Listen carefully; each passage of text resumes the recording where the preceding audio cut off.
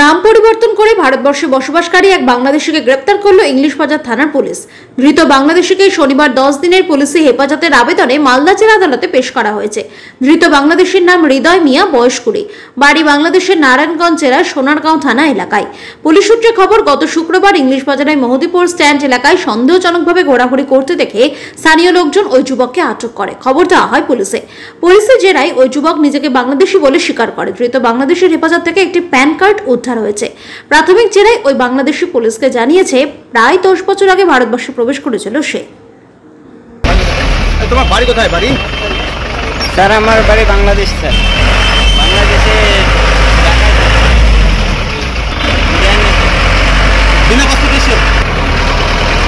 বাংলাদেশের কোথায় বাড়ি? বাংলাদেশের বাড়ি কোথায়?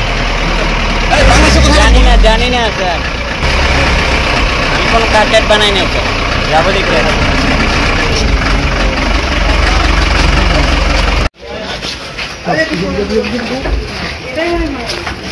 কি করতে আসছিল এখানে? পুলিশ দেখো,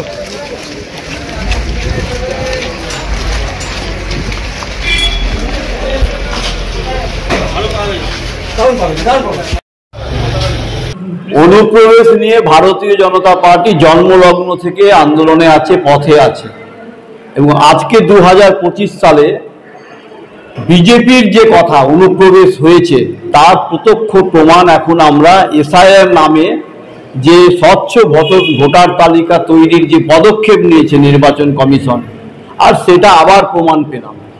বাংলাদেশে রহিম এখানে এসে রাজু হয়ে যাচ্ছে, আবার যখন ধরপাকড় হচ্ছে বাধ্য হয়ে ভয়ে তারা সত্যি কথাটা বলছে, এবং সমস্ত কিছু অনুপ্রবেশের কারীদের যা যা কাগজপত্র তার পীঠস্থান হয়েছে মালদা জেলার কালিয়াচক সহ, এবং এর পিছনে তৃণমূল কংগ্রেসের সমস্ত স্তরের নেতাদের প্রত্যক্ষ মদতে এটা সম্ভব হচ্ছে।